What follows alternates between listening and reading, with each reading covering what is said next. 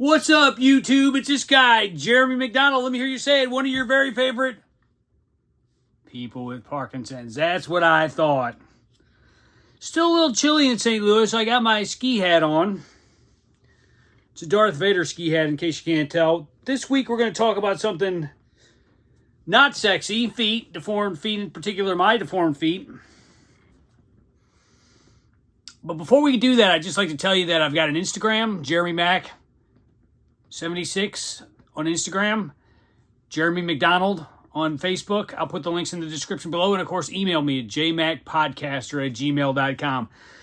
Let's get into this nasty subject, and that's that Parkinson's has destroyed and deformed my feet. Now, if you would have told me when I was diagnosed that Parkinson's was foot-related or could affect your feet, I probably would have been shocked, except for the fact that I'd already had jacked up feet. I would have been like, bingo! All right, here's the deal. I did a lot of years of skateboarding. I worked on concrete for the better part of over 20 years, working at a plant nursery and then at a grocery warehouse / perishable warehouse. A lot of machinery, stepping on and off machinery, pallets, concrete, you name it. My feet were fairly abused. Now, when I did work, most of the time, I wore boots. In fact, I got known as the guy with the combat boots. I'd wear shorts with combat boots. Don't ask me why. But I for the most part, took pretty good care of my feet. I'll throw a picture up of me skateboarding here. Okay, now that picture, my knees and feet are probably getting the worst of that. And right, that's a long jump there. So when I started having foot pain around the age of 30 or so, I just have chalked it up to years of skateboarding and walking on concrete. This should give you foot pain, honestly, as much as I was on my feet. What started happening was the sides of my feet, like about 2 or 3 inches back from my toes, started to ache all the time. And I would come home and I would tell my wife my feet hurt. So we tried foot bath. That didn't really help. A massaging did not help. I thought it was some kind of like strained muscle. Don't ask me why. I was trying. My wife would touch and be like, ow, ow, ow, ow, ow, ow. Don't touch my feet. This went on for a while because I just assumed it was skateboarding and warehouse work.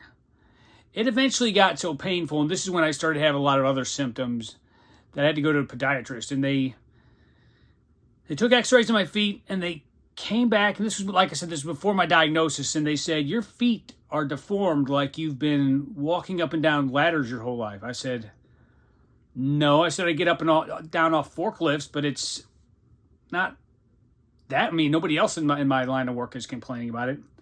What ended up happening was dystonia had made me walk on the sides of my feet. The slight dystonia I was having in my legs had changed my gait enough to where I balanced a good deal of the time on the sides of my feet, which was creating micro fractures repeatedly over and over and over and over and over again along the sides of my feet,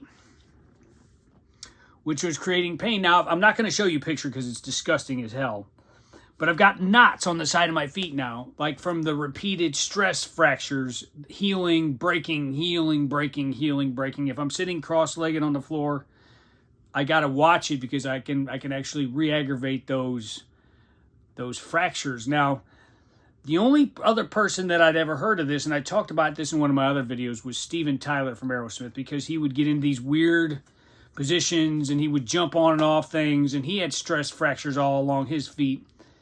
But like I've said in other videos, I wasn't doing any Steven Tyler moves, even when I was in a band. I remember standing up on the monitor sometimes and singing out to the crowd, but I mean, I was never really getting all Mick Jagger with it, to coin the phrase there. Moves like Jagger. So when I told my podiatrist after my follow-up appointment I'd also been diagnosed with Parkinson's disease, she said that makes sense because you've changed your gait to compensate for the stiffness in your legs, so you're walking on the sides of your feet all the time. Not only that, but it's not like pigeon-toed, but my fingers, my toes look like fingers, by the way. They're nasty, monkey-looking feet. They kind of curve inward, not like pigeon-toed, but it's just like my whole body has been compensating for years for these Parkinson's symptoms that I didn't even know what they were. So, like I said, I wore, for the most part, big boots. I stopped doing that after a while because it was so, with Parkinson's, it was so hard to pick up my feet, and I didn't know it was Parkinson's at the time. So it just goes to show you there's weird little things that Parkinson's can do to you that you don't even realize that it's a disease. And I mean, if you watch my other videos, I had a laundry list of symptoms, and they finally all connected and made sense. But I got to tell you, for a while, I felt like I was falling apart. My feet hurt. My voice was going soft. My shoulder was stiff all the time. I was fading in and out of, not consciousness, but my mental acuity would fade in and out as I got fatigued. People were asking me if I was on drugs. Why your face looks so mad? So one more piece of the puzzle was my jacked up feet. So here's where you guys come in. I'd like to hear from you guys. Tell me what symptom that you had that you didn't realize was Parkinson's related until after your diagnosis. I know you got some. I love hearing from you guys. That's all I got. Check me out on Instagram, Facebook, and send me an email at jmacpodcaster@gmail.com. Peace and love from the still chilly city of St. Louis, Missouri.